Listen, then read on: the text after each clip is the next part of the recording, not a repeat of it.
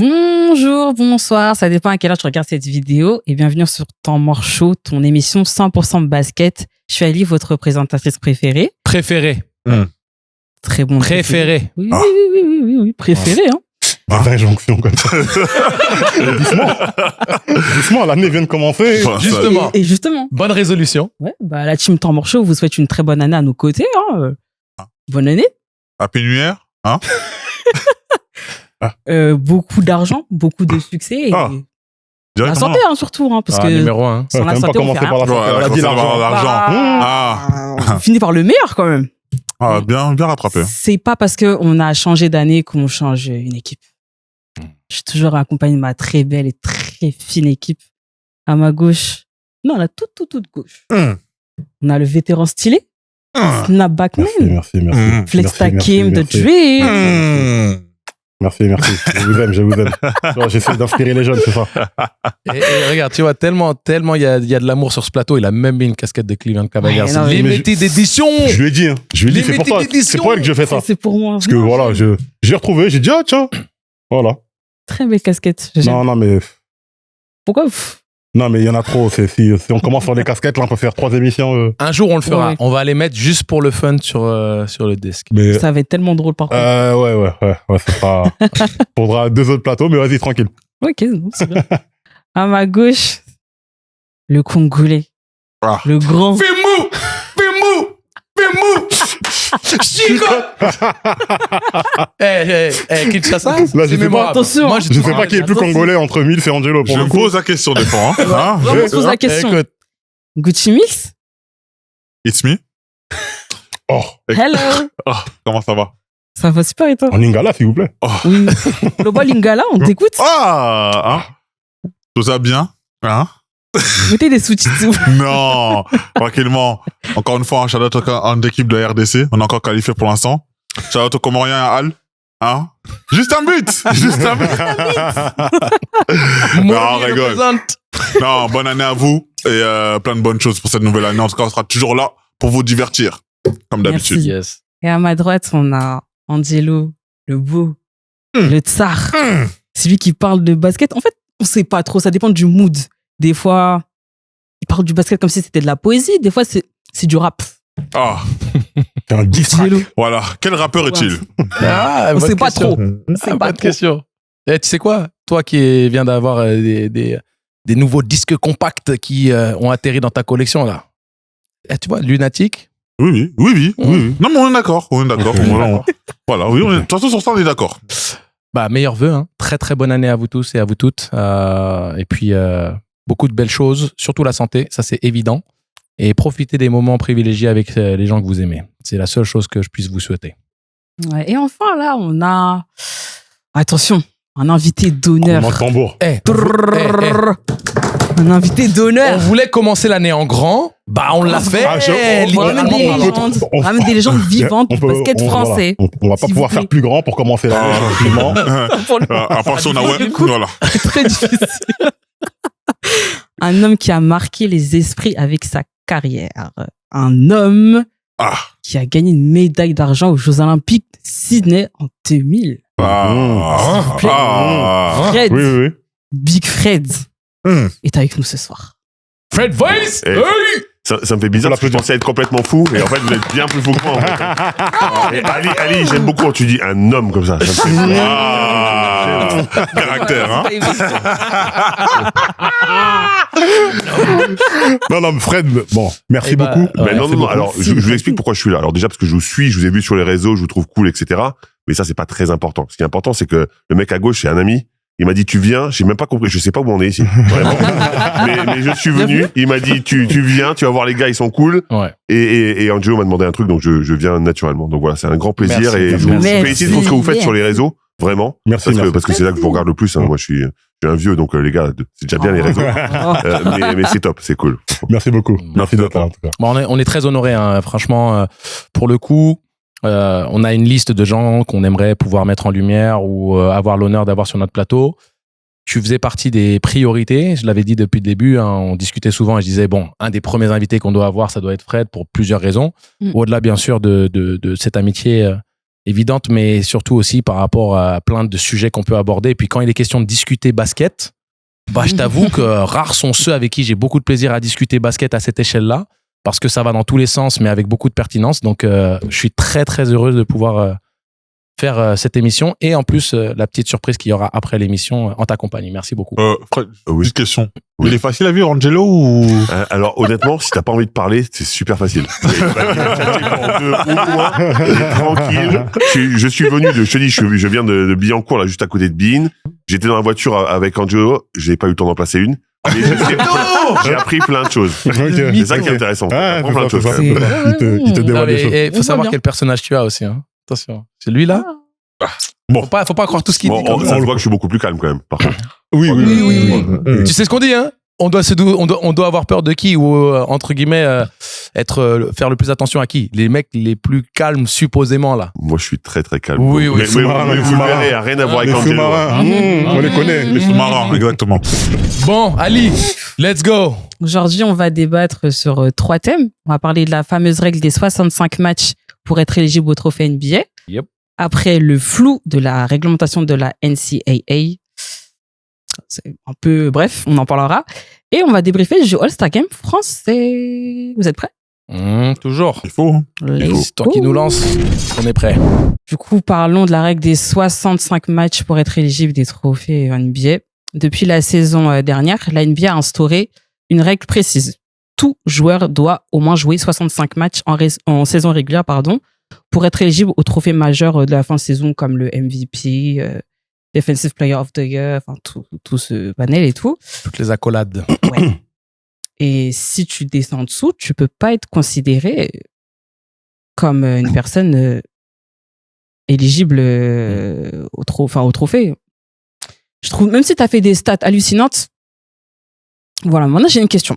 Est-ce que pour vous, cette règle, elle protège vraiment l'intégrité des trophées NBA, ou est-ce qu'il finit par pénaliser les joueurs, même s'ils ont fait des stats justement hallucinantes? Rappelle pourquoi ils l'ont mis aussi. Je pense que c'est surtout, je pense qu'il faudrait commencer par ça. Ouais. Pourquoi ils ont mis en place cette règle? Parce qu'en fait, le niveau d'absentéisme, on va dire, des superstars, je me repose, load management, qui a été un débat pendant un très très long moment en NBA.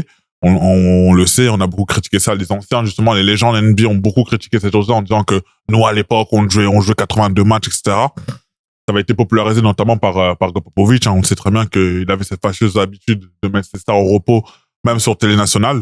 Donc, la NBA avait décidé de taper du poing en disant concrètement que en 65 matchs, vous ne pouvez pas gagner de trophée individuel.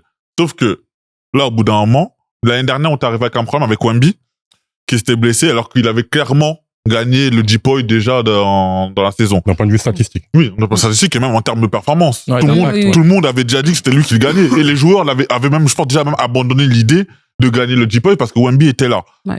Mais là, on arrive à un plus gros problème. C'est que Jokic s'est blessé lui. Et là, en ratant un mois, il est quasiment off pour le trophée. Là, ça pose un vrai problème parce que tu enlèves le MVP, pour l'instant, je pense qu'on est d'accord pour dire que c'est lui le numéro 1 de la course au titre. Oui. Et ça veut dire que même s'il joue à 64-63 matchs et qu'il fait une saison en triple-double, qui met Denver à la seconde place, tu vas pas lui donner le MVP parce que justement, il a pas fait assez de matchs. Dans 10 ans, on te dira, oui, mais c'est pas Jokic qui gagne le MVP, mais les gens qui ont vu, on saura tous que c'est le meilleur joueur. Est-ce que ça enlève l'intégrité? Un petit peu. Parce que dans ce cas-là, tu vas pas choisir réellement qui est le meilleur joueur de cette année-là. C'est ça qui va poser problème. Et là, on en parle beaucoup parce que justement, il fallait que le meilleur joueur se blesse pour que les failles soient justement exposées sur grand écran. Et toi, Fred, tu suis la NBA de manière plus qu'assidue, bien évidemment. On sait bien ton rôle de consultant du côté de Bein. On salue bien évidemment la fine équipe. La question... Pour toi, tu trouves qu'elle est justifiée, cette règle des 65? Est-ce que tu trouves qu'elle est pertinente? Je pense qu'il y a du pour, il y a du contre, mais j'ai bien envie d'avoir un peu ton analyse approfondie sur ça. Je suis extrêmement partagé par rapport à ça, parce que je pense qu'il faut une règle. Je pense qu'il faut une règle, parce que sinon, il y aurait des dérives. On sait comment ça peut se passer. Le load management est passé par là. On sait qu'on est capable de faire ce genre de choses. Et donc, je pense qu'il faut une règle. Mais c'est vrai que dès que ça tombe sur des mecs qu'on voudrait pas sur qui que ça tombe sur eux, pardon, forcément, ça nous énerve. Quand c'était Joel Embiid, on s'énervait un petit peu moins, j'ai l'impression. Après, bon. Mais réellement, je pense qu'encore une fois, il y a la règle et l'interprétation de la règle. Effectivement, s'il arrive à 63 matchs, Jokic par exemple, et qu'il peut pas l'avoir parce qu'il lui manque 2 matchs, bah, je trouve que c'est un vrai problème. Si Jokic fait 50 matchs, bah, ça me posera beaucoup moins de problèmes. Donc il y a la règle, l'interprétation. Il faut aussi se rendre compte des réalités. Jusqu'à maintenant, les MVP ont rarement été élus MVP en jouant moins de 60 matchs et quelques, hein, de toute façon. Donc réellement, elle n'existait pas la règle, mais elle était tacite. Les gens considéraient qu'il fallait jouer quand même un certain nombre de matchs une fois. pour être. Voilà, c'est pour ça que c'est quasiment une règle tacite qui existait déjà.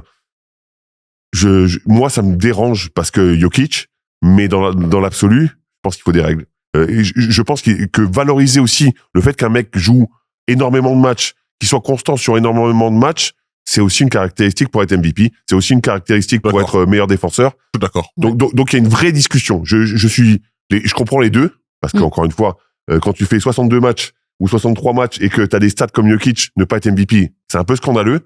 Mais de l'autre côté, si tu mets pas des règles à un moment, il peut y avoir des dérives. Donc je suis partagé, mais je préfère avoir des règles que pas de règles du tout. Toi, Flexa? Moi, en réalité, là, on est dans un cas de figure qu'on a tous connu. T'es en classe, il y a un camarade à toi qui fait une bêtise, le prof punit tout le monde, met une heure de collective. Évidemment que là-dedans, tu vas taper sur des innocents qui n'ont rien fait. Ouais, mais c'était toujours Angelo le coupable. Ouais, voilà, exactement. Voilà. On tape sur lui, c'est normal. Hein. Exactement. Mais clairement, il y a un truc que t'as rappelé tout à l'heure, Mills, c'est que Greg Popovich était l'un des grands chantres du load management pour reposer ses stars, etc., etc. Peut-être que l'avenir lui a montré qu'il avait raison, etc. Bon, de son point de vue à lui. Sauf que, d'un point de vue spectacle, la NBA était très, très, très mécontente et David Stern s'est beaucoup embrouillé avec lui. Et c'est là qu'on s'est rendu compte que le commissionneur, en fait, était un commissionneur et que les vrais patrons de la NBA, c'était les propriétaires des équipes. Donc, en gros, on fait ce qu'on veut. T'es content, t'es pas content pour ton spectacle, lui, ok. Sauf que là, on arrive à des dérives. Et là, pour le coup, là, je vais, une fois n'est pas coutume, être du côté d'Adam Silver. Faut encadrer. Vous êtes des enfants, vous savez pas vous arranger. Tant pis pour vous. Bon, on va mettre une règle. La règle, elle va tomber sur des innocents.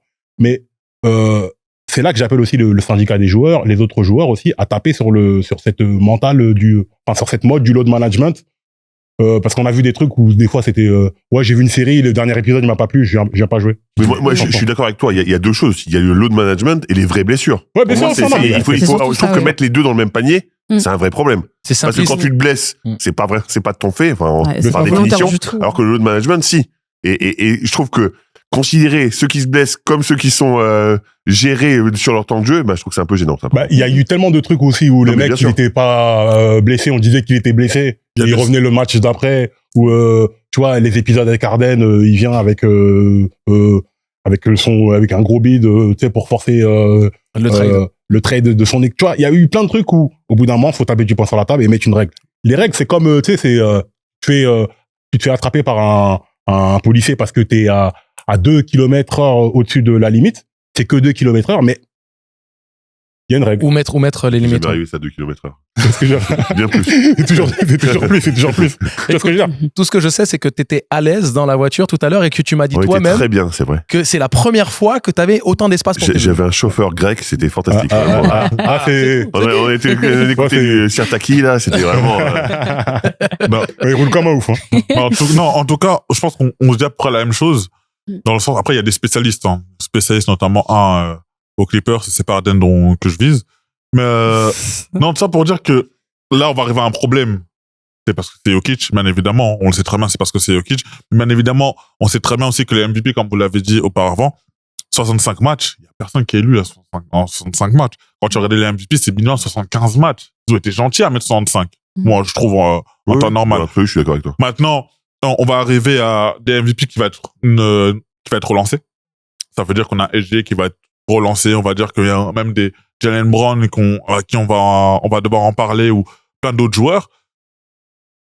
Ça posera problème. On parle même d'un Wemby il peut pas être à nouveau, je pense, 10 points parce que ça va être compliqué pour lui, 65 matchs avec ce qu'il a raté. Après, Fred, il a mis en avant quelque chose d'intéressant et il a dit que ça devrait être aussi un des facteurs à prendre en considération par rapport à l'élection enfin, en tout cas, la nomination pour un trophée et l'obtention d'un trophée, c'est que la durabilité que tu as au cours d'une saison, un mec qui est très fort sur 50 matchs et un mec qui est très fort sur 82, Pas pareil. ce que ça Ouais, te pas demande, ce que ça te demande Je suis d'accord. Ouais, au sur niveau de l'individuel. l'endurance, au niveau de l'impact physique, de l'usure que tu vas avoir sur le corps, bien évidemment, c'est pas la même chose. Et je peux pas valoriser de la même manière un mec à 26 points sur 50 matchs et un mec à 26 points sur 80.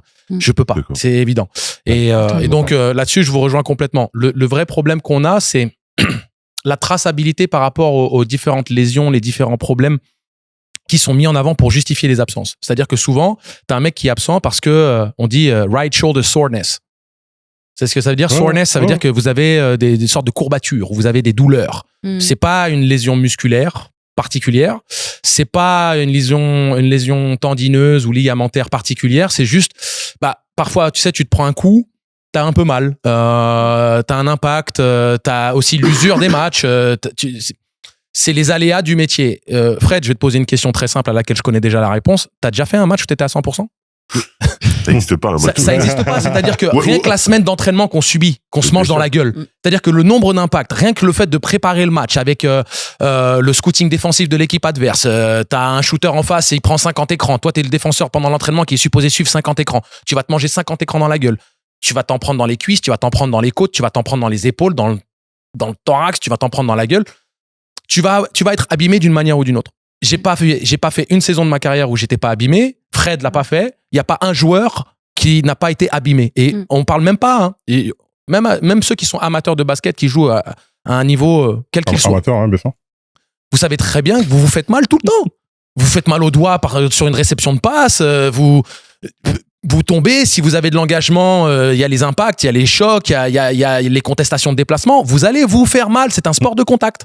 Ouais. Donc, la traçabilité vis-à-vis de toutes ces lésions, les blessures supposées, c'est que maintenant, tout est excuse à pouvoir ménager un mec. Non, mais Et bien sûr, mais là, tu parles de cas extrêmes et ça existe. Je dis pas que ça n'existe pas en NBA. Il y a évidemment ce genre de cas, mais c'est pour des arrêts de 2 jours, 3 jours. Alors, disons 4 jours. Et souvent sur les back-to-back. Souvent sur les back-to-back. Non, mais c'est pour ça qu'il faut une règle et c'est important. Mais moi, je parle de mecs comme Jokic qui ont pas l'habitude de se blesser et qui, quand il se blesse, ça peut se blesser longtemps. Et cette blessure longue peut lui permettre de rater quelque chose qu'il mériterait. C'est pour ça que devrait y avoir un peu différent, je trouve. Devrait y avoir une astérix. C'est pour ça que je voulais aller dans cette nuance-là. C'est-à-dire que là où tu as un problème philosophique, c'est dans cette traçabilité. C'est-à-dire qu'à un moment donné, si tu as un mec qui se blesse longuement sur une blessure, une déchirure musculaire, c'est une déchirure, tu peux rien faire. Ouais, ça prend le temps que ça prend.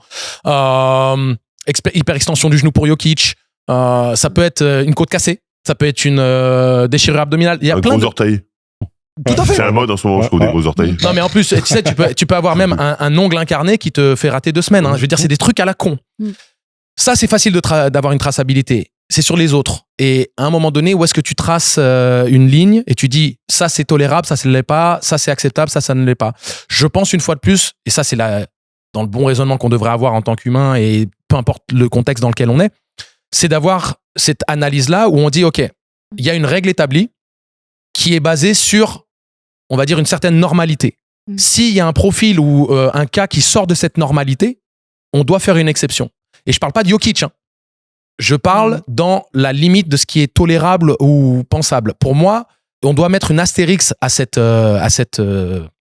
mention-là, tu vois, dans les textes. C'est que les matchs manqués qui ne sont pas des matchs manqués sur une longue période, c'est-à-dire blessure grave, et de mettre malgré tout un minimum de matchs, parce que pour moi, un joueur qui joue moins de 60 matchs, une fois de plus, un SGA qui est à 30 points par match sur 82 et un Jokic qui est en triple-double sur 58,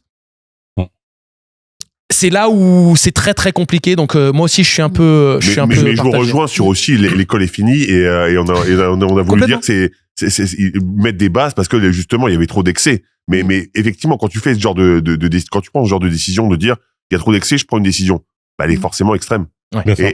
Et donc c'est vrai qu'il y a des cas comme Jokic qui passent à côté, il y a des cas comme Victor qui passent à côté parce que tu mets tout le monde dans le même panier et les bons élèves payent pour les mauvais. Moi, je pense que la formule qui aurait été parfaite, parce qu'il y a une autre responsabilité qu'on n'a pas pointée, c'est aussi la responsabilité de ceux qui attribuent les trophées en fin de saison. C'est-à-dire que on aurait dû dire, on va durcir les règles, pas forcément mettre une règle avec un nombre de matchs bien défini, mais de dire aux votants, les journalistes par exemple, voter en prenant bien en compte cette règle de la disponibilité des joueurs. Un mec, comme tu le dis, quelqu'un qui a fait un tiers de la saison en moins, on peut pas le juger de la même manière que quelqu'un qui a fait une saison pleine. Donc peut-être que ça aurait été une manière de faire en sorte que les gens puissent pondérer les différents critères et se dire bon, ok, il a fait moins de matchs. Tu crois vraiment ça? Bah, c'est ça. Moi, je trouve que c'est un vœu pieux et c'est magnifique comme idée. Effectivement, sur le principe, je suis d'accord avec toi. Donc ça se passerait jamais comme ça. Dans l'exécution. Et dans l'exécution, c'est impossible. La NBA n'aurait aucun contrôle et tu pourrais te retrouver avec des mecs qui n'ont pas joué beaucoup, qui seraient élus parce que justement, il n'y a pas cette règle stricte. Encore une fois, si l'être humain était bien, ça serait pas merveilleux. L'être humain n'est pas bien et on trouverait des manières de détourner. Il y a trop de lobby. Et bien sûr, le lobbying. Bah, de toute façon, on fait. En tout cas, quoi qu'il en soit. J'ai juste une petite question pour, si tu me le permets. Oui. Je demande la permission. Tu vois, c'est une nouvelle résolution. On demande la permission. Vous pensez que cette règle-là, cette année, que le fait que ça tombe sur un gros joueur très légitime comme Jokic, ça peut changer les mentalités Pas sur un one-shot. Sur l'autre management? Pas sur un one-shot.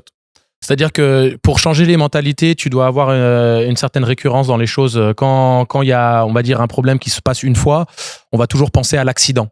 C'est-à-dire, bon, bah, il y a eu un accident, mais la philosophie de cette règle reste néanmoins pertinente ou légitime. Donc, voyons voir. Si ça se reproduit sur 2 ou 3 années d'affilée, à ce moment-là, je pense qu'il y aurait un ajustement potentiel. Mais tant que c'est pas quelque chose de récurrent, j'ai du mal à concevoir que la NBA revienne sur cette règle-là. Alors, je suis pas exactement d'accord. Je pense que la récurrence est importante. Je suis complètement d'accord par contre.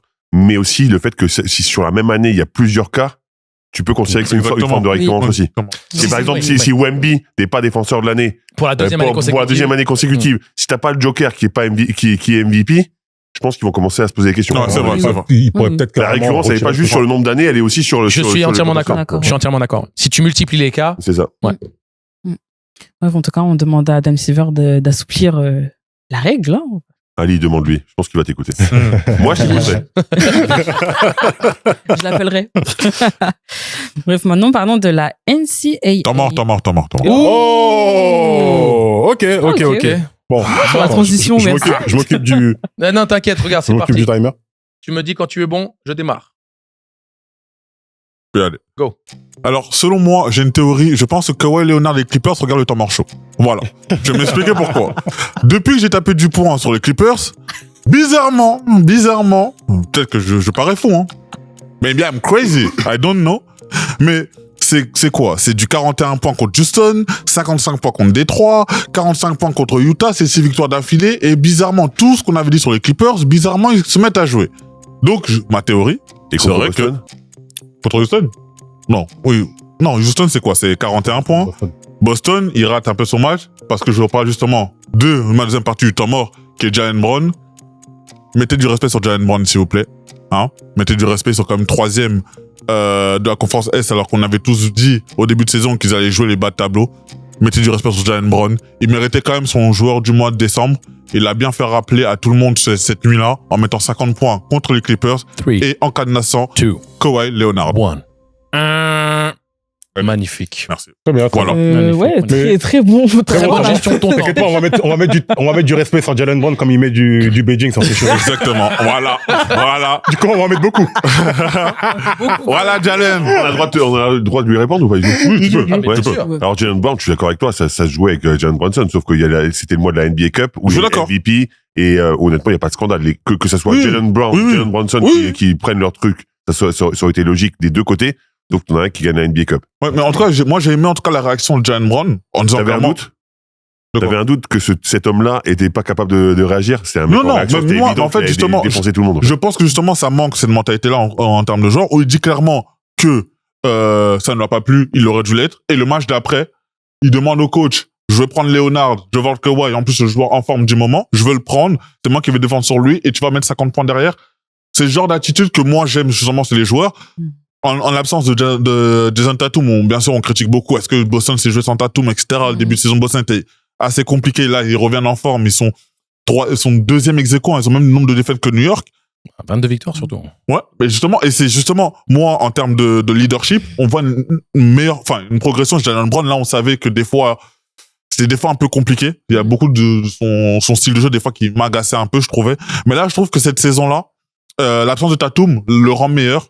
là, il prend vraiment ce rôle de leader. Libéré. Ouais, là. Ouais, voilà. Et franchement, je m'attendais pas à ce que Boston fasse une si bonne saison, en tout cas, qu'ils arrivent à faire les réglages aussitôt. Je pensais que ça allait arriver peut-être en fin de saison, mais là, franchement, Ceux qui disent le contraire, c'est des menteurs. Hein. Personne s'attendait à ce que Boston puisse réagir aussi vite. Ils ont dégagé beaucoup de membres de leur équipe. ouais. Après, je suis désolé, moi, je n'aime pas du tout Tatum. Donc, j'adore Jaylen Brown, par contre. Donc, de fait, moi, je savais qu'il était capable de le faire. Et il faut se rappeler quand même que quand ils sont champions, MVP des finales de conf, et MVP de la finale. Ah oui. Joueur Faut le fantastique qui est pas souvent jugé à sa juste valeur, justement. Non, exactement, mais je pense que là, c'est pour ça que là, je pense que cette saison, c'est le moment pour lui. Finale de conf, c'est pas Tatum qui le prend? Non. C'est Jaylen Brown les deux. Okay. Jaylen Brown les deux. Et voilà, donc moi, j'étais agréablement surpris quand je vois en plus au mois de décembre, je vois la performance contre les Clippers. Là, on savait en plus, il était sur 6 victoires d'affilée, que tout commençait à rentrer un peu dans l'ordre et qu'ils se rendent sortir de la zone d'élimination directe. Et Zubac qui est revenu en plus. Exactement. Donc c'était un match où clairement, en plus, il gagne avec la manière. Hein. C'est pas comme si Boston gagnait de peu, ça gagne de 30 points. Ça gagne à Los Angeles et avec des applaudissements du public de LA. Bon, voilà.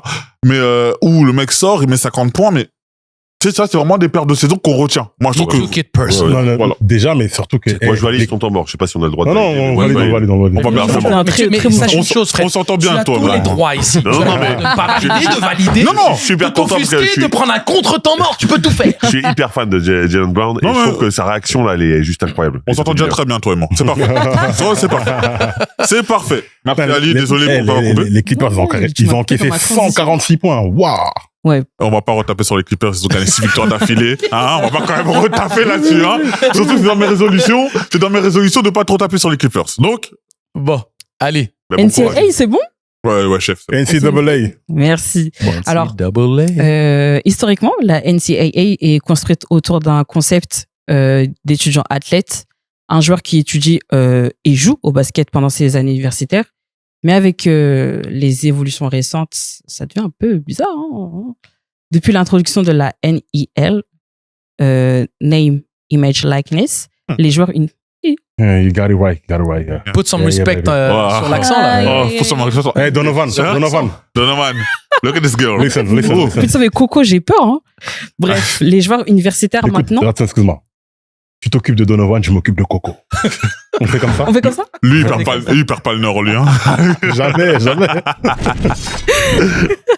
Je disais, du coup, les joueurs universitaires peuvent maintenant gagner de l'argent grâce à leur image et être rémunérés grâce à leur C'est une contrat rémunération dissimulée, entre guillemets.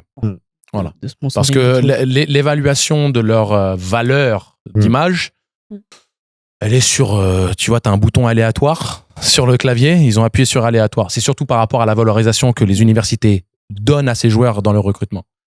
Tu Oui, passes sur- elle est pas dissimulée, par contre, ils gagnent vraiment de Pas l'argent. du tout. Non, ce que je veux dire, c'est Elle est là. que- Ah, mais il y a quelques dissimulations. Il y a hein. quelques- Oui, mais par rapport à ce qui se passait avant, maintenant, Non. au contraire, ils récupèrent un peu d'argent. Enfin, je trouve. Complètement. Mm. Mais si tu veux, tu passes du milieu de l'amateurisme. Ce qu'il faut vraiment mettre en avant, Ali, à ce moment-là, c'est que le championnat universitaire américain est supposé être basé sur de l'amateurisme profond.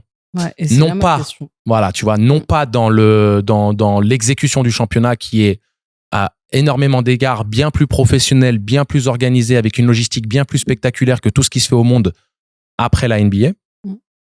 Même l'Euroleague peut pâlir de jalousie face à ce qui est mis en place et ce qui est disponible et accessible sur le territoire américain dans le contexte universitaire. Ouais. Et, je peux vous partager énormément d'anecdotes ou d'éléments pour vous dire on est dans un autre monde. Et maintenant, en plus, avec les réseaux sociaux et l'exode de plus en plus de nos ressortissants français, on a de plus en plus accès à ces images-là. Tu vois, à l'époque où moi j'y étais, c'était très rare encore. Eric Mikou, lui, est parti encore avant moi, mais ma génération, on était 7. Maintenant, il y en a 7 dans une équipe parfois. Donc, mais tu es passé d'un amateurisme où les... Scandaleux. Oui, Mais c'était scandaleux parce qu'il y a des mecs qui crevaient de faim.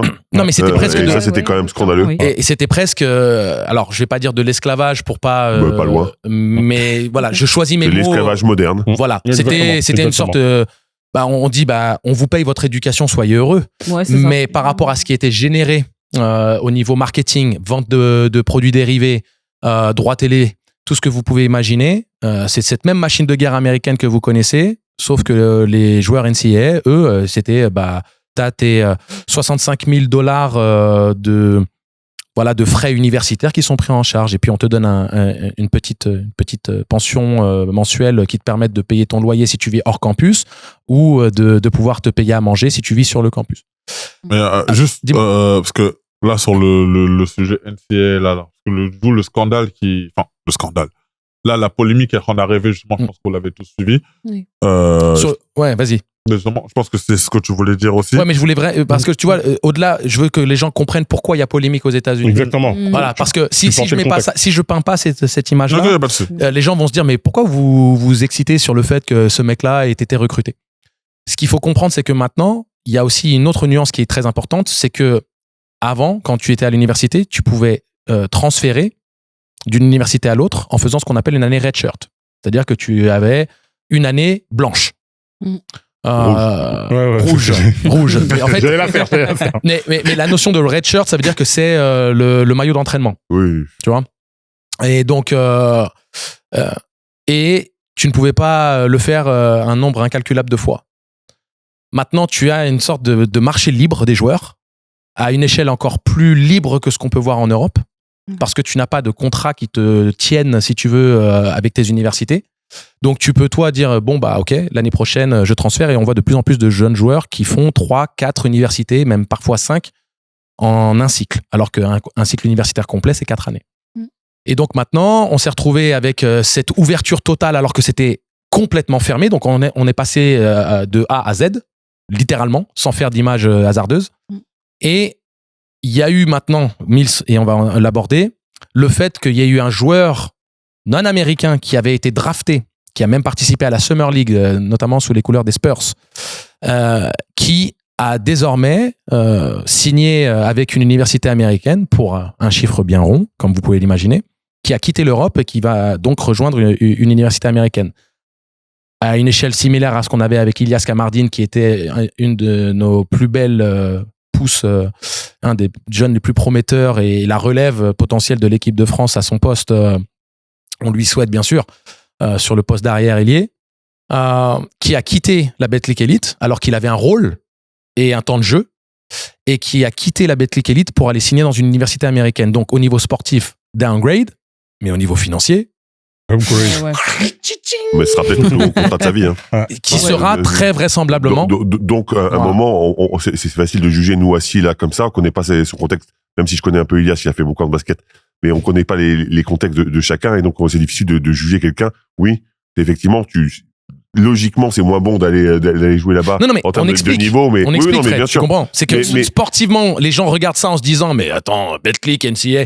Mais financièrement, ce qu'il faut comprendre, c'est une opportunité d'une vie. L'opportunité d'une vie, c'est exactement ça. Mais juste, il faut aussi se rendre compte que on est dans quelque chose qui est très particulier, parce qu'on est passé d'un système très verrouillé où les mecs étaient quasiment traités comme des esclaves, qui crevaient la dalle parfois sur les campus, etc. À justement, ils se sont rendus compte à un moment qu'il fallait ouvrir, sauf qu'ils ont ouvert. Quand ils ouvrent, les Américains, ils réfléchissent pas en fait. Ils ont dit, j'ouvre tout, j'en ai rien à foutre, je vais donner la thune à tout le monde. Et là, on est passé dans quelque chose de très américain en fait. De très libéral et trop libéral. Et donc c'est vrai qu'il va falloir une période d'ajustement. Et moi, je préfère qu'il y ait trop de mecs qui touchent trop d'argent que des mecs qui crèvent la dalle sur un grand plus. Ça, en fait. Je suis désolé, à chaque fois, la discussion ne se posera pas pour moi. Mais en fait, moi, pour enchaîner sur ce que tu viens de dire, Fred, j'ai absolument aucun problème, et loin de là, au contraire. Je me souviens. Mais d'ailleurs, on a envie d'y aller, nous, en université, là. Complètement. On manque d'éducation un petit peu, on veut bien faire 4 ans de plus, à 800 000. Si j'avais pas expiré mon éligibilité, goddamn! Mais le problème pour moi, ce n'est pas le fait que on ait des joueurs qui aient pu maintenant faire ce choix de vie. On a également, et il faut le mettre en avant, Alicia Tournebise, un des plus grands potentiels du basket féminin, vient tout juste de quitter ce qui est considéré historiquement comme la meilleure équipe française. Où elle ne jouait jamais. Où elle n'était pas responsabilisée. Ça aussi, il faut contextualiser, c'est important. Hein. Mais complètement. Et t'inquiète pas, j'allais le mettre en contexte, mais je suis ravi que tu le fasses en binôme avec moi. Qui donc était en mal de temps de jeu et de responsabilité du côté de Bourges. Qui a donc décidé de répondre à l'appel de no other than Don Sterling, qui est légende vivante du basket américain, féminin bien entendu, mais du basket américain tout court, et qui est la coach de South Carolina, qui est le plus gros programme universitaire de ces 8-10 dernières années, désormais, même devant UConn. Il faut le faire. Faut le faire. Et Quand ils prononcent, je comprends pas les noms, moi. C'est Connecticut. C'est Yukon. Connecticut. Yukon. Connecticut. Et donc Tournebiz quitte en pleine saison l'Europe pour aller aux États-Unis. Et là où il y a un problème, c'est qu'au niveau des États-Unis, bah, tu as ce problème des gars qui, dans les règlements universitaires, à la base, tous ceux qui sont draftés en NBA, une fois qu'ils ont fait, je parle des Américains, hein, une fois qu'ils ont fait ce choix de quitter l'université, de se présenter à la draft et de rester dans la draft, donc qu'ils soient draftés ou non, ils ont validé leur choix de sortir du cycle universitaire. Ils ne peuvent plus rejouer en université. Et on a donc maintenant ces joueurs européens ou issus d'autres pays qui, eux, ont accès à l'université malgré le fait qu'ils soient d'ores et déjà des joueurs professionnels à temps plein c'est ça et qui gagnent de l'argent. Et donc, dans cette régularisation-là, je ne sais pas ce que vous en pensez, mais il y a eu Calipari, qui est un des coachs, on va dire, c'est peut-être le fournisseur numéro 1 de joueurs NBA historiquement universitaires, qui a coaché en NBA d'ailleurs, qui est désormais le coach de Arkansas et qui a eu une tirade de 8 minutes sur une question en interview et qui a parlé justement du fait de régler un petit peu et de réglementer tout ça. Donc, est-ce que vous êtes sensible à cette question-là, sachant que ça concerne pas mal de nos joueurs français qui, eux, maintenant choisissent de plus en plus de partir en université américaine, parce que si Ilias Kamardine le fait, sachez que c'est le premier d'une longue liste qui vont... Mais le problème n'est pas qu'en France, hein, je disais ça sur l'Espagne aussi, ils ont la même problématique, garder leurs jeunes, c'est très très compliqué. Mais à un moment, comme je disais tout à l'heure, pour moi c'est dérégulé. C'est dérégulé et ça peut pas fonctionner comme ça, il va falloir instaurer des règles. Mais tu peux pas reprocher à des jeunes d'aller dans des structures qui sont incroyables, et tu les connais mieux que moi, ces structures. C'est-à-dire que tu peux être entraîné n'importe quelle heure. T'as des coachs à ta disposition, t'as des salles de fitness, t'as des salles de basket qui sont incroyables, de gagner plein de thunes, d'être célèbre sur un campus et peut-être repartir avec un diplôme quand même. Si tu restes au même endroit. Oui, si tu restes au même endroit. Mais ce que je veux dire, c'est que t'as quand même eu un potentiel énorme. Il va falloir réguler de façon intelligente. Mais moi, honnêtement, je serais jeune à notre époque-là, je sais pas ce que je ferais. Franchement, avoir des responsabilités, être dans un contexte ultra favorable, avoir une opportunité d'aller en NBA, parce que objectivement, c'est là que t'es le plus vu quand même. Bien sûr. Et gagner un max de thunes sur un campus où t'es un peu la star et ça se passe plutôt pas trop mal avec les filles. Moi, j'y vais demain. Hein. Moi aussi. Vous vous souvenez le gars qui disait Angelo. Qu'est-ce que je vous avais dit, hein? Non, mais bon. Il est calme. Pas de dénonciation, pas de dénonciation. Non, il est exposé. Il est honnête de façon très calme. Il est honnête. Protège-moi un peu là, s'il te plaît. Est-ce que t'es d'accord avec t'es d'accord avec ce qu'il vient de dire? Je pense qu'il a entièrement raison et non seulement. T'as fait l'NCAA, toi. Non, mais au-delà d'avoir fait la NCAA, c'est qu'on parle on est dans une analyse très simple, très pragmatique de la situation financière qui est accessible à ces gars. On parle de contrats qui vraisemblablement, et Calipari en touche deux mots, hein, il dit on est en train de créer des standards qui sont irréalisables dans la continuité de leur vie. C'est-à-dire que eux, ils vont arriver en NCAA à gagner des centaines de milliers de dollars, potentiellement des millions, notamment s'il fait un cycle complet et donc il va se retrouver avec en banque potentiellement 2,5-3 millions de dollars. Et derrière, surtout qu'en plus ces mecs-là, ils transfèrent beaucoup, ils vont là où l'herbe semble plus verte, même si c'est pas dans la construction d'un projet sportif la meilleure des choses. Et au final, tu peux pas finaliser une scolarité parce que tu es tout le temps en train de transférer. En plus, si tu transfères pas dans le même système scolaire parce que t'as des universités qui sont en système trimestriel, d'autres en système semestriel. Donc, au niveau des crédits, du nombre de crédits scolaires que tu dois valider, c'est pas la même chose. Tu en perds quand tu transfères. Il y a plein de trucs comme ça. Et donc, maintenant, il a dit, allez, bonne chance pour ces gamins d'aller trouver un boulot derrière. Alors, il y en a qui diront, quand t'es millionnaire, est-ce que t'as vraiment besoin d'un boulot? Mais combien de mecs NBA on a vu qui ont gagné des dizaines ou des centaines de millions de dollars sont aujourd'hui banqueroutes? Parce que la gestion de l'argent... Je dis pas que c'est la solution idéale. Je dis simplement que c'est une solution que je peux entendre à notre époque où des mecs veulent être structurés, encore une fois, dans un système. Tu le connais très bien, le système. C'est très bien que quand tu demandes à ton coach à 4h du matin d'aller faire des shoots, en France, il va te dire, ouais, c'est ça ouvre à 11h. Sauf que tu dis ça aux États-Unis, les mecs, ils sont capables de venir avec toi, te donner encore une fois plein d'argent. Il faut, par exemple, moi, A.J. Dibansa, c'est un joueur fantastique. Est-ce qu'il aurait signé dans cette université-là s'il n'y avait pas eu autant de thunes? Est-ce que sa situation familiale lui permettait de pas gagner d'argent? Non. Il gagne. plein de thunes parce que c'est un joueur fantastique, c'est merveilleux pour lui. En plus, il sera drafté par la NBA et lui, il a la voie royale. Oui, il y aura des laissés pour compte. Mais encore une fois, parce qu'il faut le réguler et il faut que les mecs soient éduqués et qu'ils apprennent ce que c'est que gérer leur argent, avoir un diplôme, etc., etc. Ça, je suis complètement d'accord. Mais dans un système qui était hyper mauvais avant, cette avancée, pour moi, c'est quand même pas si négatif que ça. Non. C'est clair. Je pense pas que c'est négatif du tout, Fred. Hein. Je suis pas du tout dans cette vision-là. Hein. En réalité, la NCAA est devenue un championnat comme les autres.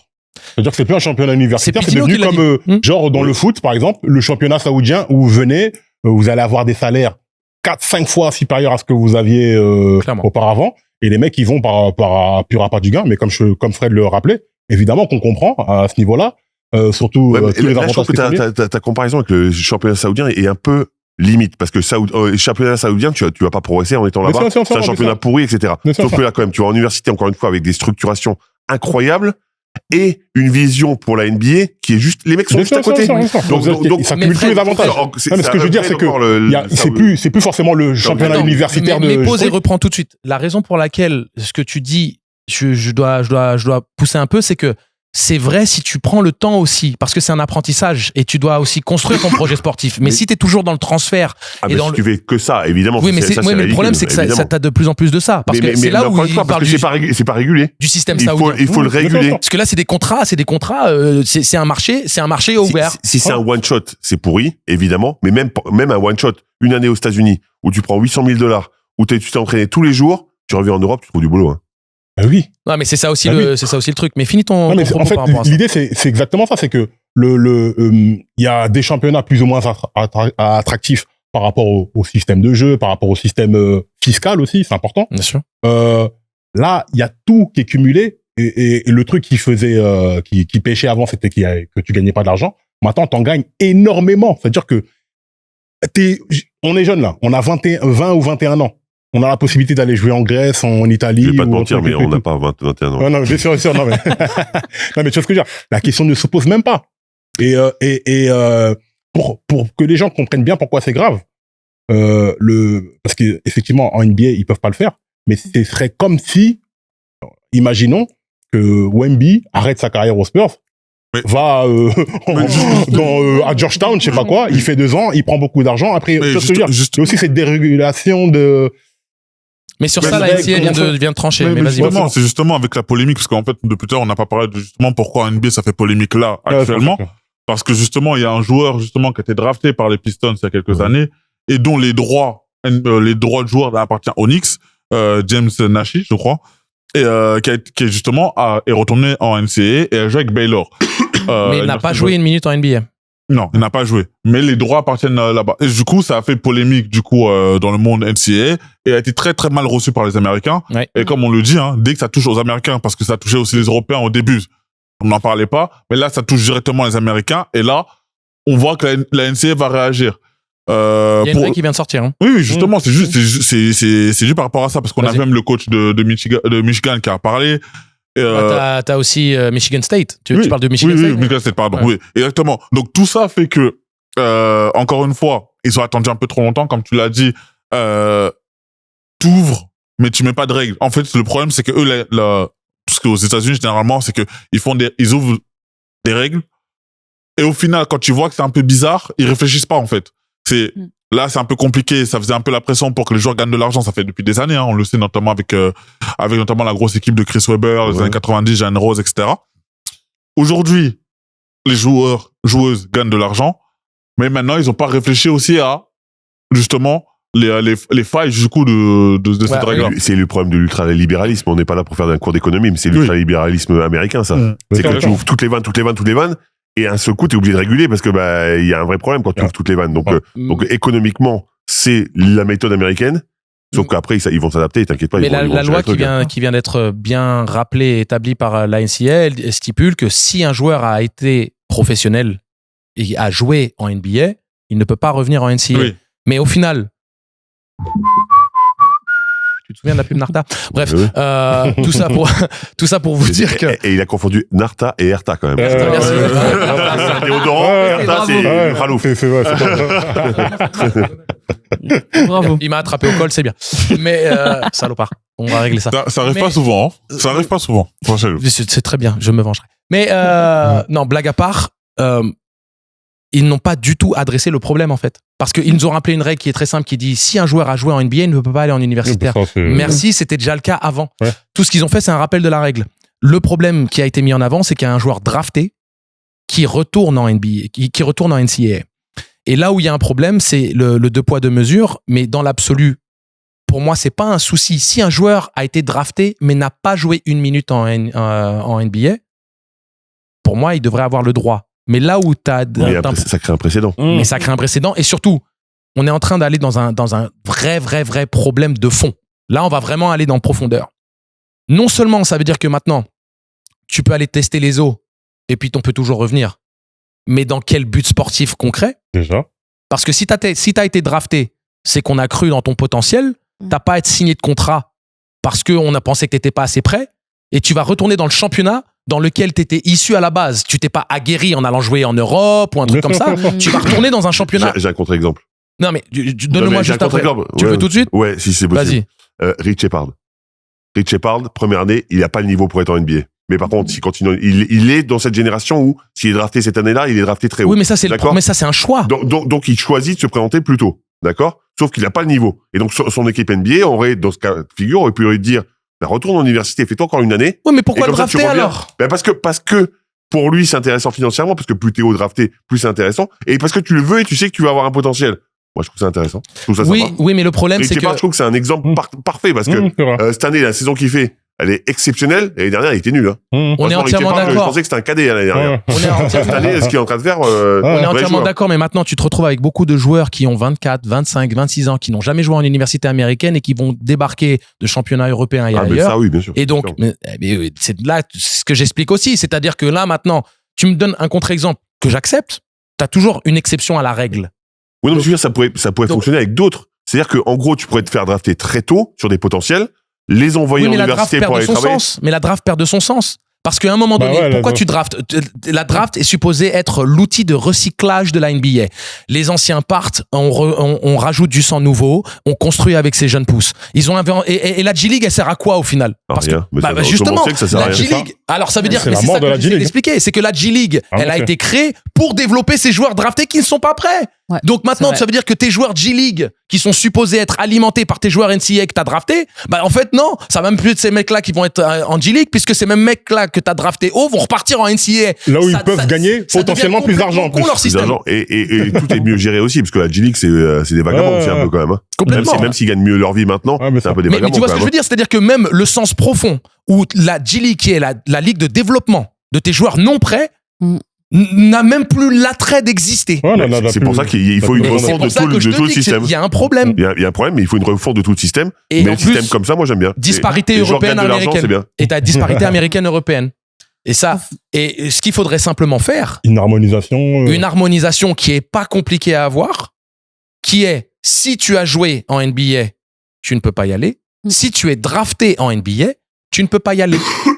Parce c'est ça. que les joueurs draftés en NBA sont draftés sur la base de leur potentiel et ils ont après les droits qui appartiennent aux franchises et les franchises gèrent ces droits tels qu'ils le veulent en commun accord avec le joueur et la représentation du joueur. Ça doit avoir une valeur d'être drafté. Ça doit avoir un sens. Tu as la G-League qui existe pour une raison et la draft en elle-même et le règlement universitaire a fait que il y avait bien une raison pour laquelle les mecs qui sont draftés n'ont plus le droit de revenir. Bien sûr. Et en plus, je finis sur ça.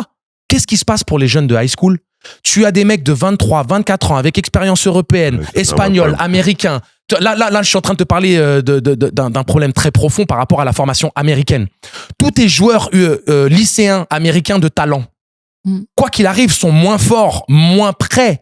Ils sont en plein développement, même Ouais. physique. Bien sûr. Tu as des mecs grecs, européens, Grec même moins, peut-être.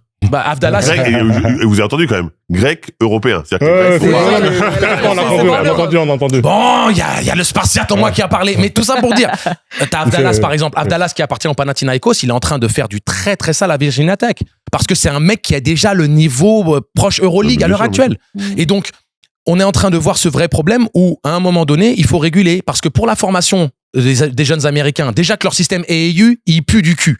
Il est rincé. Excusez-moi, le système AAU est le pire système qui existe pour la formation des jeunes. Et si vous ne comprenez pas ce que c'est ou vous ne savez pas, s'il vous plaît, envoyez-moi un DM ou envoyez-moi un commentaire. Je serai très heureux de vous l'expliquer. Ça, pour le ça coup. demandait qu'on envoie des DM et tout. On dirait les grosses annonces d'Eli. Voilà. Si tu es blonde à faire tes poitrines, tu peux m'envoyer un message. Oh, bref, carrément sans jour de, hein. Le système AAU, il y a une raison pour laquelle le basket international rattrape son retard, Mais voire c'est même aussi dépasse ça. les Mais États-Unis à plein d'égards. Et on pourra en faire un podcast en lui-même de ça. Et derrière, tous ces jeunes lycéens, où est-ce qu'ils vont aller? Puisque de toute manière, le nombre de bourses par université est limité à 15. Tu ne peux pas ouvrir et donner 20 bourses d'études. C'est pour ça que c'est un problème de fond et qu'il faut tout repenser, en fait. Tout doit être repensé, mais la G-League, je suis pas sûr que ce soit la solution. Et je suis pas américain, par contre, tu m'as, non, t'es quoi? Je suis franco-grec. Non, mais par contre, sur la draft, tu m'as convaincu. C'est vrai qu'il faut mériter cette draft. D'accord, tu m'as convaincu. Mais surtout. Allez. Ça vous dit qu'on retourne en France? Yep. Ouais, let's go. Du coup, Il n'y a que 4 Français à cette table. c'est vrai. Un grec. L'américain, Non, le européen. grec, on sait plus trop. Je ne suis pas Mais c'est américain. un Atlant. Le Congolais aussi, t'en connais, Le hein? Congolais, Bah, ouais. hein? Parlons du All-Star Angelo Game. Boumaillé. Il y a Ali Il a Bomaye volé. juste à côté de nous, là. Attention, Comment c'est elle la reine. Hein. Bomaye.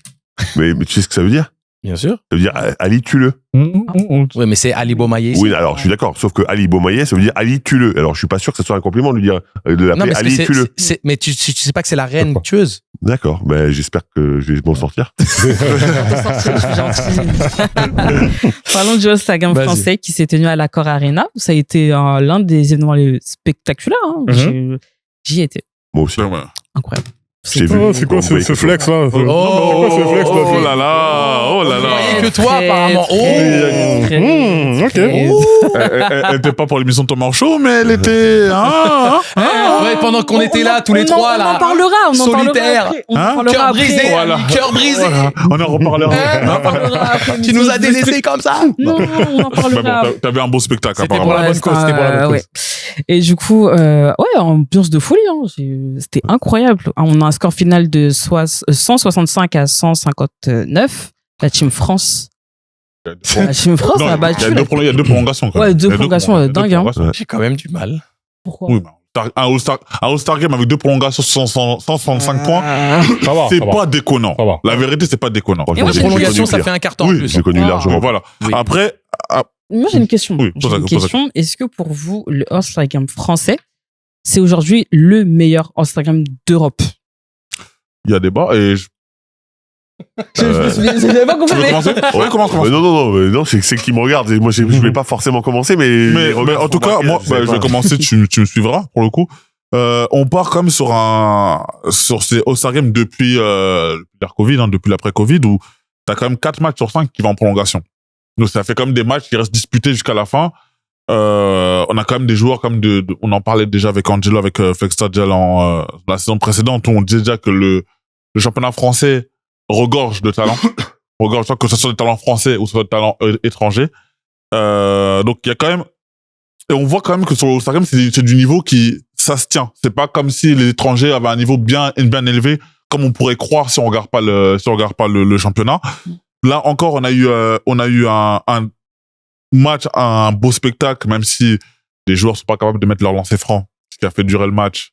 Je pense que certains ont pensé la même chose que moi quand vous avez vu Mac James rater ses lancers francs, et pas que lui d'ailleurs.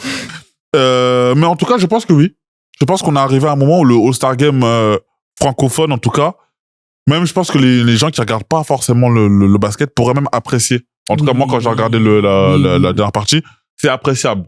C'est intéressant. Tu parles du produit? Je parle du produit. Je parle aussi du concours du meneur, aussi du 1 contre 1. Je ne comprends pas le 1 contre 1 aussi, qui est aussi intéressant. Moi, j'ai bien aimé. Toi, tu aimes bien ce rajout du 1 contre 1? Ouais. Je trouve que c'est divertissant parce que ça fait partie du basket.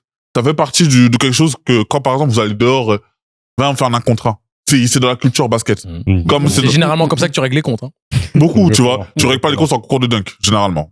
Bon, voilà. Mais après, concours de donc voilà. Mais je pense que, en tout cas, le produit s'améliore de plus en plus. Et là, on voit un produit que je trouve qui est très bon. Je peux pas dire excellent parce que je m'y connais pas encore assez dans la chose, mais en tout cas, moi, c'est un produit que j'aime bien. Et si c'est le meilleur All-Star Game européen, bon, je suis pas content. Écoute, Fred, toi, t'as déjà commenté le All-Star Game. Tu le vis de près, déjà de par le fait que t'es une légende LNB, de par le fait que t'as un statut d'ambassadeur, de fait que t'es consultant, toutes ces choses-là, tu le vis de près. Qu'est-ce que t'en penses, toi, de ce produit? Qu'est-ce que tu penses de la globalité de ce qui est proposé autour de cet événement et puis de la qualité sur le terrain, tout ça? Alors, j'aime l'engouement. D'accord, il y a un vrai engouement et je trouve que les gens prennent vraiment du plaisir. Je pense que c'est pas un All-Star Game pour les spécialistes.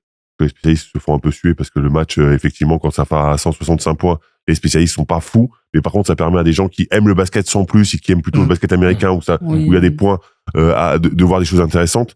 Je connais très bien celui qui organise ça avec ses Sport Plus Conseil, ou en tout cas avant c'était Sport Plus Conseil, et c'est Pascal Biojou qui habite à Limoges.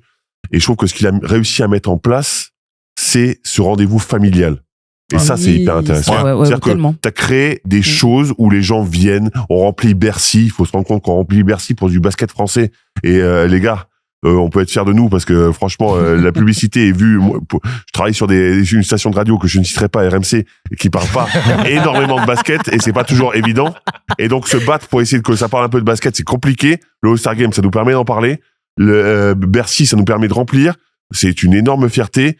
Encore une fois, on se rend compte aussi du talent du basket français parce que à chaque fois, tous les ans, on envoie des mecs partout dans le monde, NBA, Euroleague, etc., etc. Et malgré ça, on a toujours des joueurs français de très bonne qualité. Quand tu vois un Elio Kobo, quand tu vois un Mathieu Strazel, pour citer que, eh ben, tu peux être fier de ta formation française. Mokoka. Et bien sûr, les ricains sont là. Il y a des bons ricains. Juste, un petit bémol, quand tu dis, ouais, ça fait quelques années qu'on fait qu'on finit en prolongation, oui, mais il y a une année surtout où Mike James fait exprès de rater son lancer pour aller en prolongation et il offre ça aux fans. Un Américain qui offre un cadeau aux fans à la période de Noël, je trouve ça magnifique. Moi, j'ai par rapport au, alors c'est pas un coup de gueule, mais c'est un truc que je pensais, peu importe le All-Star Game, la notion du Skills Challenge, tu vois. Je trouve que j'aime beaucoup l'addition du 1 contre 1 à la fin pour régler les comptes entre les deux finalistes. Ça, j'aime beaucoup. Parce que le 1 contre 1, c'est la version la plus brute du basket. Dans le sens où c'est toi, moi, le challenge, tu peux pas te cacher. Tu peux faire briller ton talent, ta créativité. Tu peux faire briller aussi ta puissance. Tu vois, tu peux dominer le 1 contre 1 de multiples manières, soit par la vitesse, soit par la qualité technique, soit par la taille ou la puissance physique. Donc, c'est toujours très intéressant. Alors même si le Skills Challenge en lui-même, t'as pas des morphotypes où t'as un Wembanyama qui se retrouve matché avec un Strazel ou un Adirifi, mais j'aime bien cette finition. Je pense que c'est une vraie plus-value. Moi, ce qui me manque dans le Skills Challenge, Fred, c'est la notion de skills. C'est-à-dire que tu te challenge déjà. T'as un mot sur deux. T'as le challenge. Mais arrêtez de se plaindre, quoi. Et dans Skills Challenge, parce que des challenges, on peut en faire de tout type et de toutes les sortes. Moi, ce que j'aurais bien voulu voir dans le Skills Challenge, c'est que t'as quand même des sacrés basketteurs qui font ces challenges et qui n'effleurent même pas la qualité technique qu'ils possèdent. Ils ne l'effleurent même pas. Tu leur demandes de faire... Mais tu crois pas, excuse-moi, Tator, mais tu crois pas que tu passes au-dessus des mecs qui comprennent pas très bien le basket? Il faut un truc super simple, en fait. Il faut que ça soit rapide. Non. Il faut que ça soit... Tu peux faire rapide. Non, je pose la question. J'ai pas d'avis, hein. Mais est-ce que, justement, pour le commun des mortels, voir des trucs trop techniques, ça va pas être un peu chiant? Non, parce je suis d'accord. Si vous me permettez, je vais juste vous interrompre parce que vous parlez du All-Star Game en tant que tel et en tant qu'amateur de basket. Et c'est le problème que t'as, Angelo, c'est que toi, t'es un spécialiste du basket parce que tu as joué, parce que tu respires basket, etc., etc. Moi, je regarde. C'est pas notre fête, hein. Non, mais évidemment. Non, mais vraiment, non, c'est pas notre fête, le All-Star Game. C'est la fête de tous les basketteurs, en fait. Exactement. En fait, moi, je regarde avec un peu plus de recul et je le regarde avec, pour ce que c'est, pour un outil de soft power, en fait. Oui. Le All-Star Game, en fait. Ouais, totalement. Le NBA, pourquoi il est populaire dans le monde entier comme ça? Parce que on t'a balancé des images spectaculaires depuis tout petit. Quand il pleuvait, que tu pouvais pas aller sur le terrain praticable, le prof de sport, ce qu'il faisait, il venait, il te mettait une cassette de Magic Johnson, de Patrick Ewing, de trucs. C'est-à-dire que ça a contribué à nous transformer, à nous fasciner par l'Amérique. Donc, le All-Star Game, c'est comme tu le dis, un rendez-vous familial qui permet à tout le monde d'apprécier ce sport et de se dire, ah, finalement, je connais pas, mais c'est spectaculaire, c'est beau. Les joueurs sont beaux, sont musclés, sont bien C'est Ali qui habillés, dit ça. c'est bien. Moi, c'est On bien. l'entendait dans toute la Non, mais- salle. Mais, Non mais ça, point. non mais Hein c'est bien animé parce que moi je regarde souvent le produit. Pour le produit que c'est bien filmé, c'est bien couvert. Au niveau du produit même, de la présentation des joueurs, des tableaux pour représenter chaque joueur et tout, c'est très très beau et c'est très très américain. Et à l'heure où la NBA Europe arrive là, je pense que la France, on a un packaging qui est vraiment pas mal. Texta, je vais compléter ton propos. Tu as raison. Je fais partie des gens qui regardent le basket avec un œil. Voilà. Toi, ta fête, c'est l'Euroleague, c'est pas le All-Star Game. Ouais, voilà, Pour schématiser. mais vous voyez. C'est le Pana contre le. Mais- l'Olympia. Droit de réponse.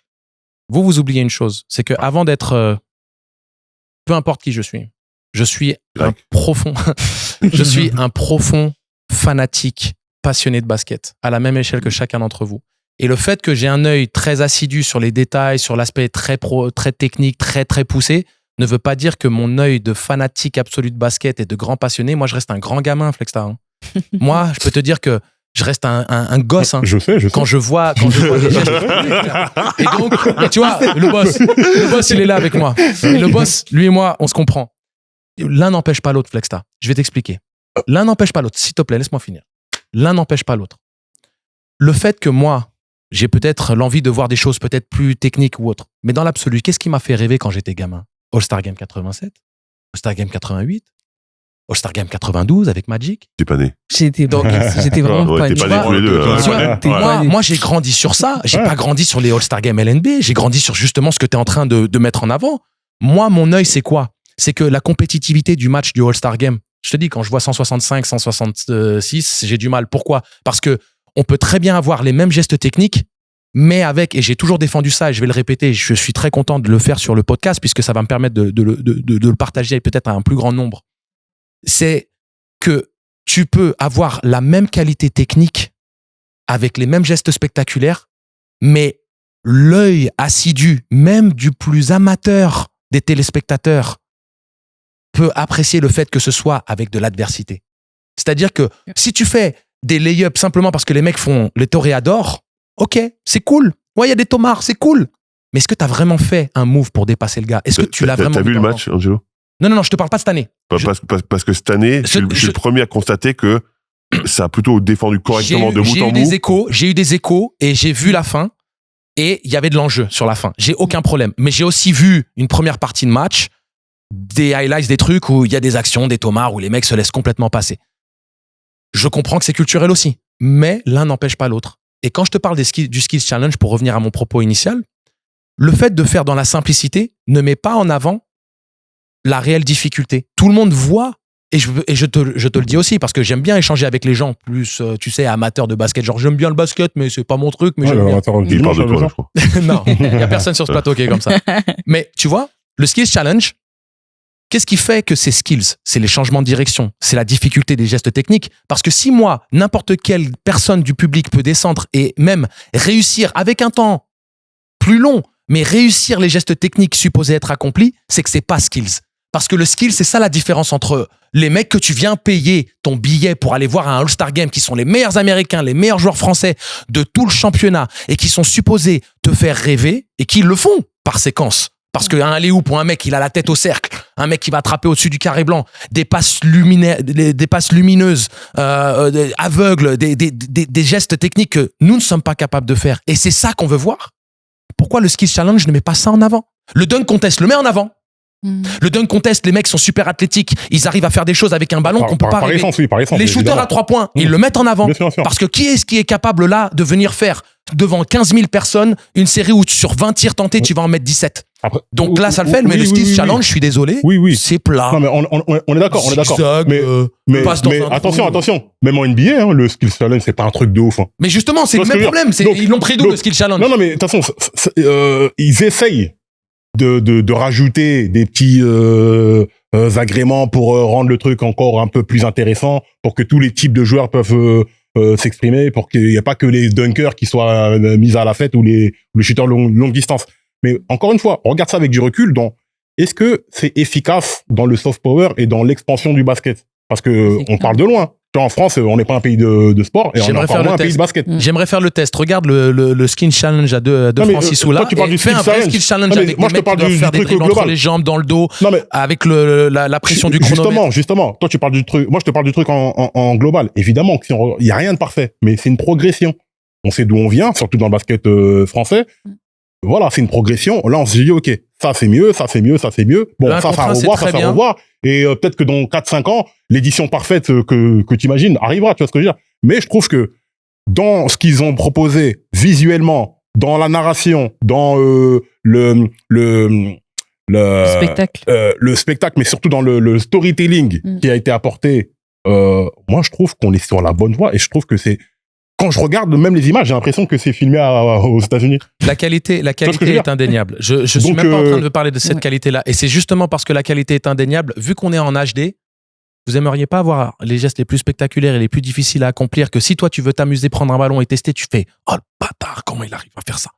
C'est ça l'idée. Oui. Mais après, faut pas non plus aller dans le Harlem Globetrotters non plus. C'est que il y a des. On parle de au basket, les gestes joueurs d'élite. C'est souvent des choses d'élite. C'est souvent les gestes les plus simples qui sont les plus compliqués. Parce que c'est pas le geste en lui-même, c'est le contexte dans lequel tu le fais. Une passe simple. C'est pas si simple que ça. Je suis d'accord. Tu vois ce que je veux dire? Une passe simple en playoff quand il y a des défenses de fou. Le challenge en l'état, il est trop simpliste. Et le problème, et c'est ça qui a fait que ça a perdu sa saveur. Et je suis ravi que le match ait eu une meilleure qualité au niveau de l'engagement.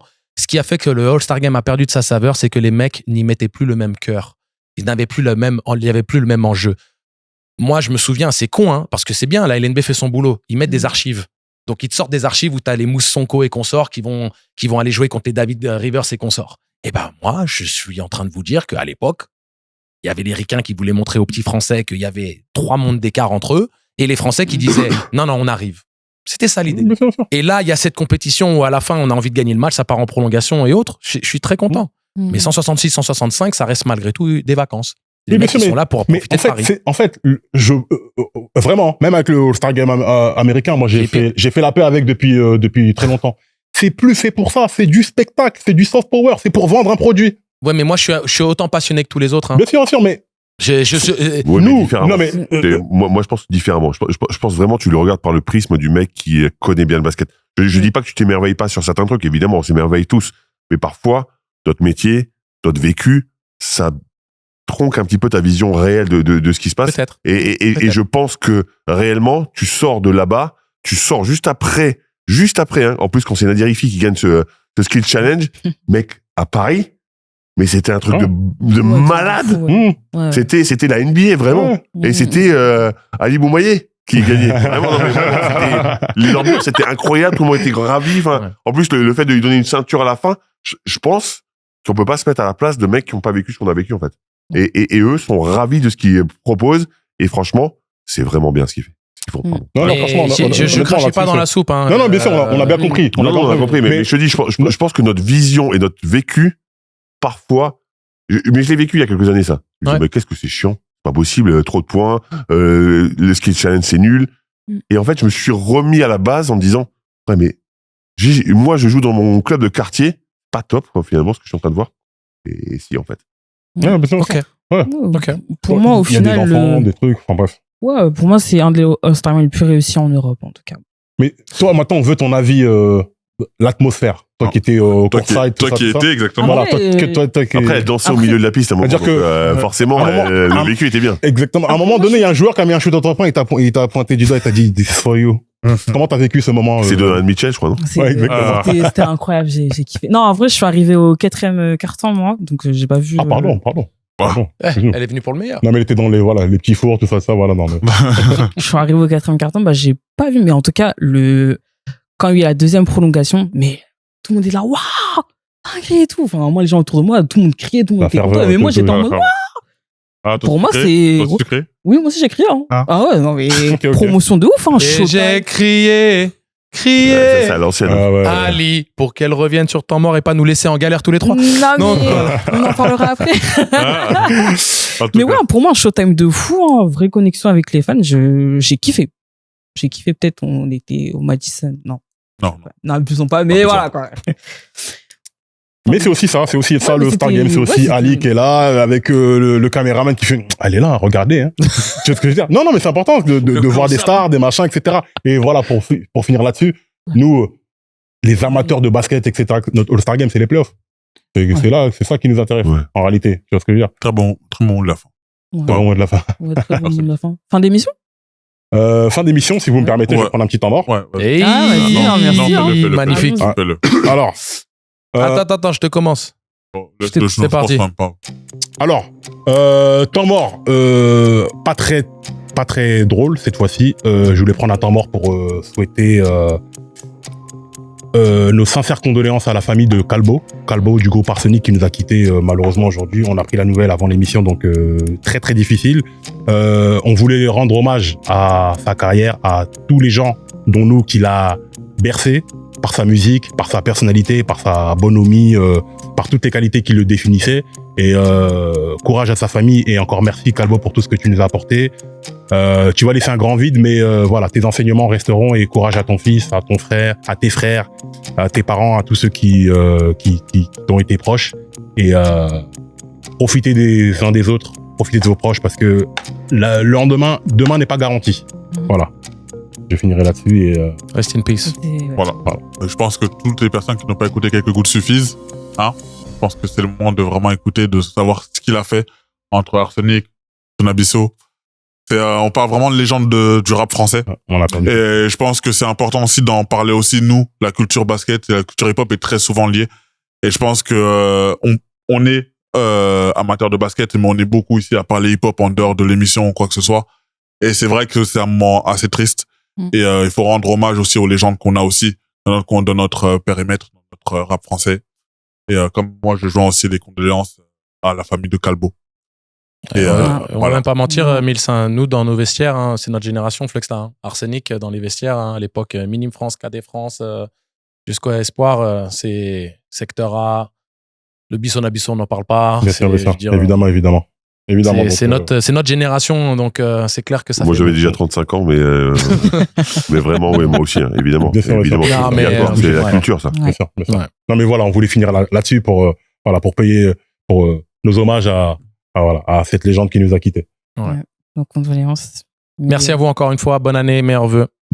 Bonne année. Ali, Et tu peux merci dire à toi, aux gens Merci. de s'abonner, de liker, partager, etc. Abonnez-vous. Il y a un DM de Ali à gagner. Allez, peace.